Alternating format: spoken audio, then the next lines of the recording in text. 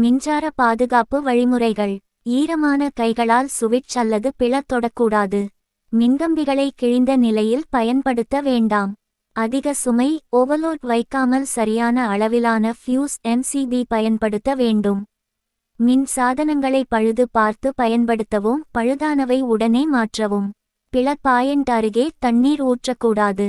மின்சார வேலைகள் wiring repair செய்யும்போது அனுபவமுள்ள தொழில்நுட்ப நபரை மட்டும் அழைக்க வேண்டும்.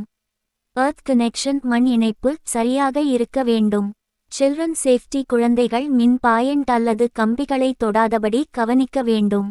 எமர்ஜென்சி யாரேனும் மின்சாரம் தாக்கினால் முதலில் மின்சாரம் ஆஃப் செய்ய வேண்டும். நேரடியாக கையை வைக்க கூடாது.